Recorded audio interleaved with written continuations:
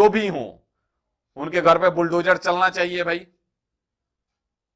क्योंकि यूपी में बुलडोजर ही चलता है और यूपी में बुलडोजर चलेगा।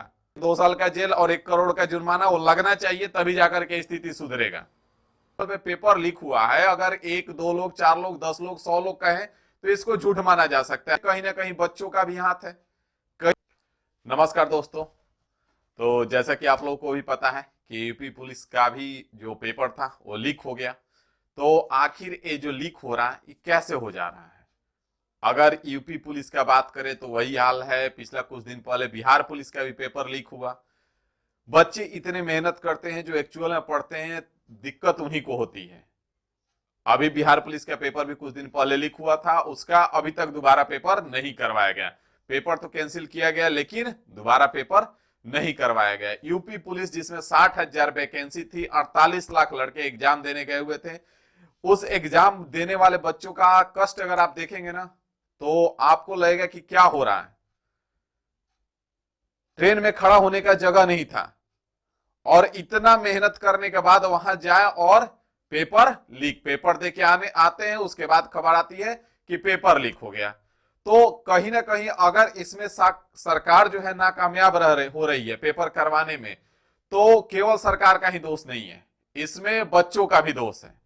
और जितना बड़े लेवल पे पेपर लीक हुआ है, अगर 1 2 लोग 4 लोग 10 लोग 100 लोग कहें तो इसको झूठ माना जा सकता है। जाके देख सकते हैं आप, ट्विटर ट्रेंड कर रहा है यूपी पुलिस पेपर लीक। आखिर कैसे हो जा रहा है इतना बड़े स्तर पे पेपर लीक?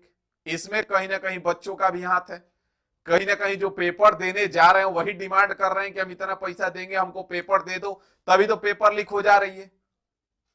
और आखिर ये जो पेपर लीक हो रही है, हर बार पेपर स्टेट गवर्नमेंट का ही हो रहा है।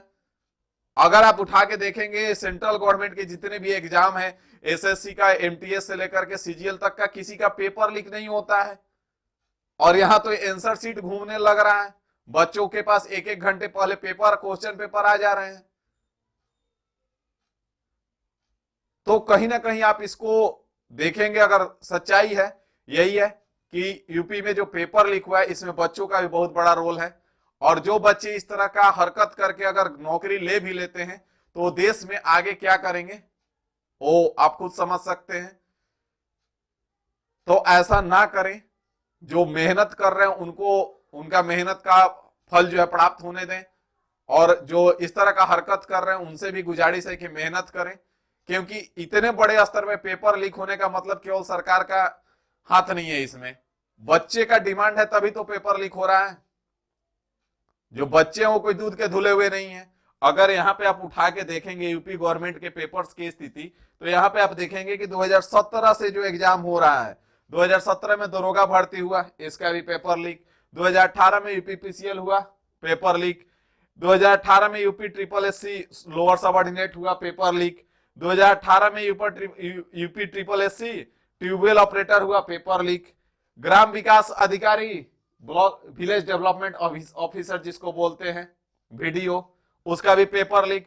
2019 में यूपी टेट का पेपर लीक। 2020 में यूपी बोर्ड अंग्रेजी प्रश्न पत्र का पेपर लीक, जो कि विश्व में सबसे ज्यादा बोर्ड का परीक्षा में सबसे ज्यादा एग्जाम जो होता है बच्चे इसी में देते हैं, यूपी बोर्ड में, और इसका भी अंग्रेजी प्रश्न पत्र 2020 में लीक। फिर आप यहां उठा के देखेंगे 2021 में यूपी टेट लीक। 2021 में पीईटी जो होता है, एक यूपी में पेपर होता है पीईटी, उसका पेपर लीक।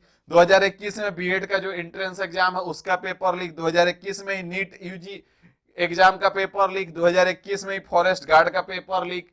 2022 में यूपी बोर्ड अंग्रेजी प्रश्न पत्र फिर से लीक। 2023 में समीक्षा अधिकारी पेपर लीक, और एक फिर से ऐड कर लीजिए 2024 में यूपी पुलिस पेपर लीक। तो आखिर ये क्या चल रहा है भाई? यहां आप एक चीज पे गौर करेंगे कि अंग्रेजी प्रश्न पत्र का 2020 में भी लीक हुआ है, 2022 में भी अंग्रेजी प्रश्न पत्र ही लीक हुआ। इसके पीछे रीजन यही है कि जो यूपी के लड़के हैं, यूपी के जो बच्चे हैं, वो सेंट्रल गवर्नमेंट एग्जाम की तैयारी ज्यादा नहीं करते हैं। इसके पीछे 2 रीजन है। एक तो उनका इंग्लिश वीक है, एक तो उनका इंग्लिश वीक होता है, और इसका प्रमाण आप देख सकते हैं कि 2020 में भी उनका इंग्लिश का पेपर लीक हुआ है और 2022 में भी इंग्लिश का पेपर लीक हुआ है यूपी बोर्ड का। और दूसरा रीजन ये है कि कहीं ना कहीं उनको स्टेट गवर्नमेंट एग्जाम में सेटिंग की तलाश होती है, और सेटिंग में होता है।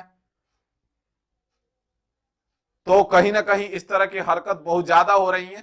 तो सरकार से यही गुजारिश है कि जिन पे भी आशंका है, जो भी संदेह में है, इस तरह के हरकत करते हुए पाए गए हैं, बच्चे हो या जो भी हो, उनके घर पे बुलडोजर चलना चाहिए भाई,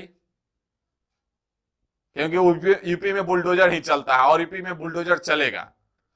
इस तरह का जो हरकत हो रहा है, तो इस तरह का हरकत आइंदा ना हो।